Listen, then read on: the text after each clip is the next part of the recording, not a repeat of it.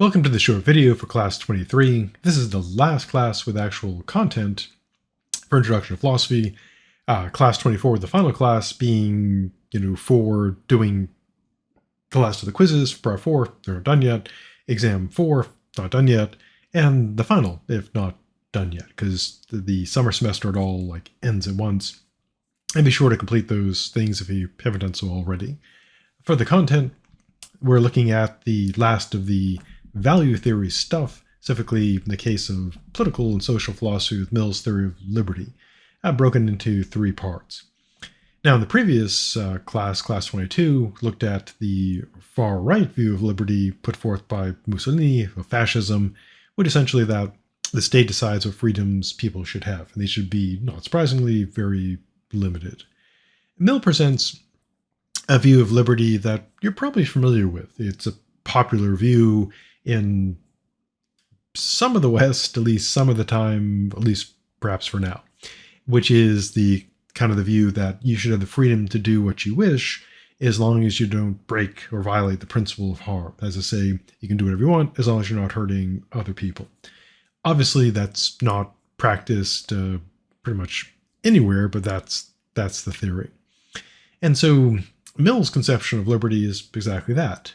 What should I be free to do? And the answer is anything, as long as they're not causing harm to other people.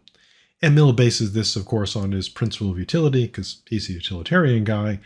And his reasoning is that if people are free to do as they wish, as long as they're not hurting other people, this will create more happiness than unhappiness. So justified. Now, Mill does consider kind of an obvious, practical problem here, which is how do we determine what things harm other people? Like what is simply a matter of me, that things that I do that may hurt myself. And Mill takes the view that if something harms me alone, then still I have the right to do that, for sure, the liberty to do so. If other people are deeply offended by it and find it immoral and are super sad about it and angry, for Mill, that doesn't matter as long as I'm not actually causing harm to people. But again, the practical problem is what counts as harm. So even if you accept Mill's principle, you're free to do whatever you wish as long as you don't hurt others, there is a question of what can count as harm. Would, say, offending people, would that be considered harm? Would be doing things that people dislike, that they don't approve of what you're doing and they dislike it and it makes them very mad. Would that do them enough harm that they would have the right to stop you? Now, there is, of course, the fact that many things that a person does will affect people, because unless a person just completely isolates themselves and is extremely careful, things that they do can cause harm to others. Things we may even think of as a freedom of choice. One thing is, of course, smoking. That obviously, unless a person just contains it all and does it far away from other people, they're putting smoke on other people. And even if they're really careful, the harm they do to their own health could inflict costs on other people, because it use up medical resources, etc. It affects if they're if they have a job someplace and their health is damaged by this, it affects their ability to do their job. And so the fact that anything we do might affect other people could, under Mill's principle, allow a lot of interference. Final example, often the debate over mandatory, say, medical insurance. People will sometimes argue that's my right. I should be free not to have insurance. And on Mill's view, the answer might be, yeah, perhaps, if it's only hurting yourself.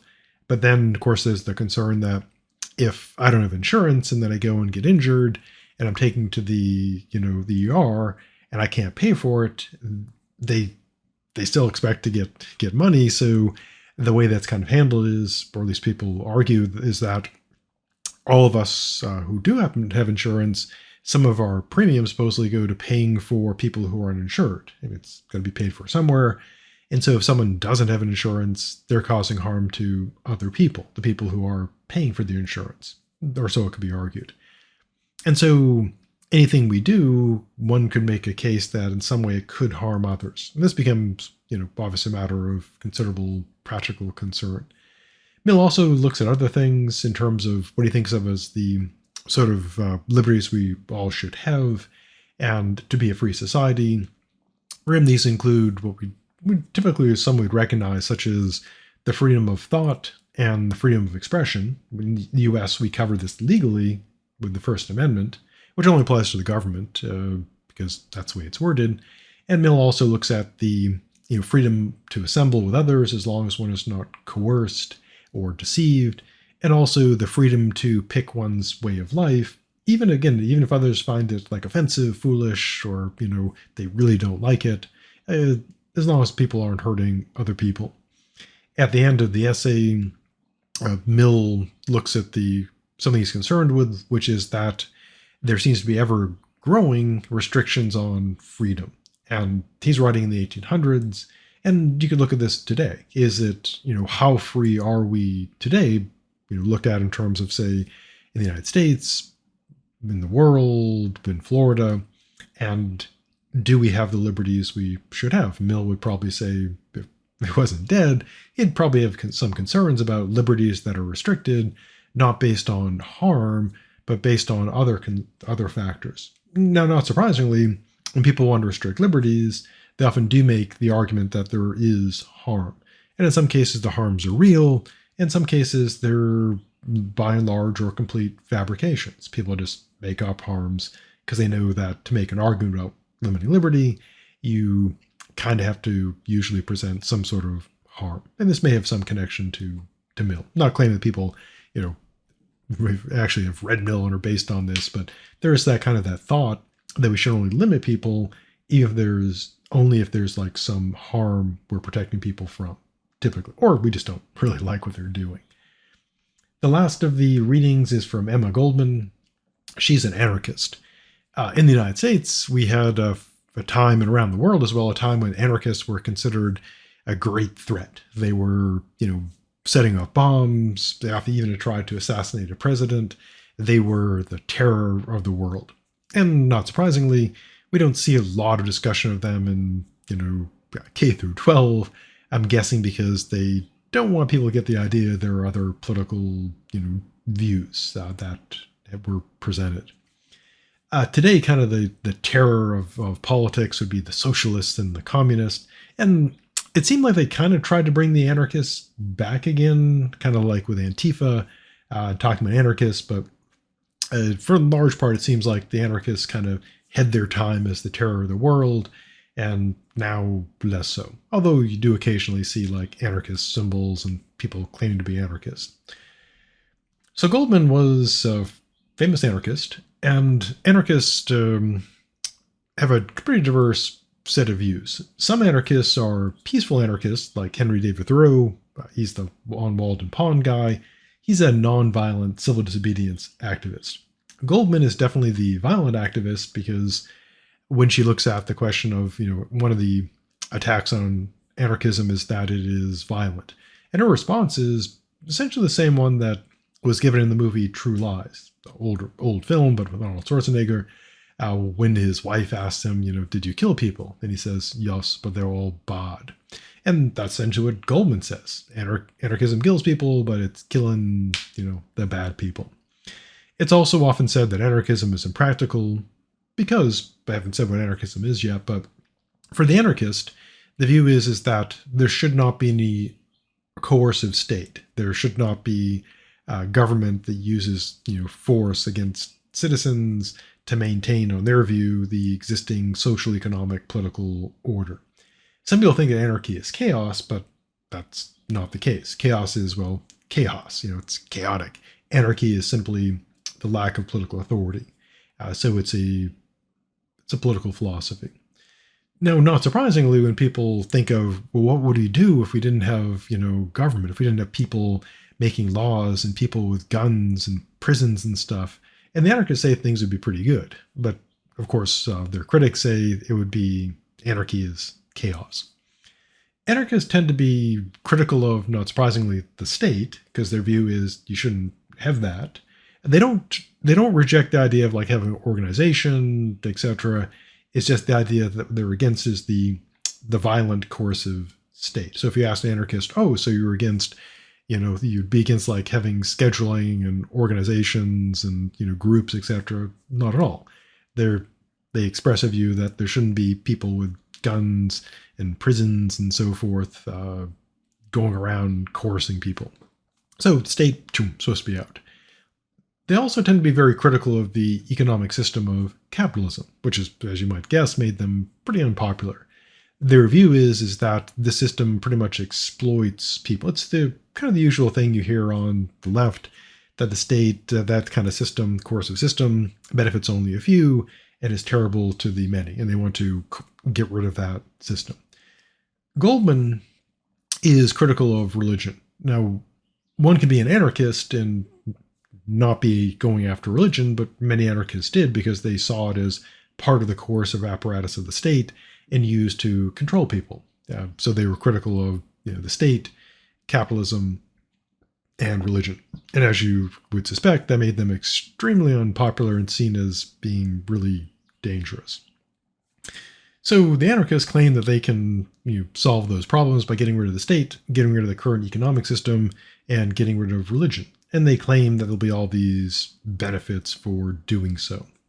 So the anarchists offer a great deal of liberty. Their view is, again, instead of saying like, well, how can we have a state that protects our rights? Their view is get rid of the state. If you look at the question of like, how can we have a state that, say, gives the workers a little bit of protection against their employers? Their view is get rid of that system. So as you would suspect, seen as particularly dangerous. So that's the view above Mill, which is kind of again middle, what we consider today liberal, but very moderate. You should be free to do things that don't hurt other people. For the anarchist, anarchy now.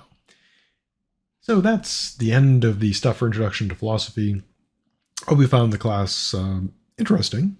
And the stuff to that remains is, of course, if you've already got the notes, readings, and paper stuff that's there for the coursework. For this section, it's Mill and Goldman for the quizzes. And then for the remaining stuff, to wrap up the class, scroll. I've set up, class 24. The content there is the quizzes for part 4. The practice exam, again, don't have to do these. They're not required. They don't affect your grade. So doing them would have no impact on your grade as would not doing them. And then, of course, exam number 4. So for exam 4, again, this covers part 4. Part 4 alone, the usual setup, 25 true false, 25 multiple choice. The best 4 out of 5 exams count for the class. So that means that once you've done all the quizzes that you wish to do, or all that are doable, and you've done the 4 exams, you can make a decision whether to do the final or not. So for the final, scrolling down, for the final exam, here's the stuff for the final. Final exam is exam 5. You may take the final or may not. So the best 4 to 5 exams count, and Canvas automatically keeps your best 4 exams to calculate your grade. But before deciding not to take exam number 5, be sure to read the grade guide, because if you're not familiar with how the grading system on Canvas works, there can be unpleasant surprises at the end. So if you don't take exam 5, the final, it will be a 0, but that won't count against you if you took exams 1 through 4. The final, as I say, cannot lower your grade, but be sure to look at the grade guide to see how Canvas drops scores. The final might not improve your grade, but what could happen is there could be a surprise. And the reason for that is Canvas, again, is set so the best 4 out of 5 exams count, which means that as soon as it can, Canvas is dropping 1 exam. And so what can happen is if a person takes the 4 exams, and let's say hypothetically they take 3 exams, get 100 on each one, and then get a 0 on exam 4. So at this point, Canvas is telling them, hey, you're doing great. You've got 100 on your exams because it's dropping that 0. And the person says, well, I'm doing great. I got 100 on my exams. I just want to take the final. They don't take the final, get a 0 on that final, and now they've got 2 zeros and 3 100s. But now their exam grade's not 100%. Their exam grade is lower. So be sure to check the short version is be sure to check using the what if to see what would happen if you didn't take the final. Because the grade, again, the final can't hurt your grade, but there could be a surprise because of the way Canvas drops stuff. And so that takes us to the end of the stuff. Not all stuff, but just the stuff for the class. So have a good rest of the summer, good rest of the year, and stay safe, and perhaps I'll see you in the future.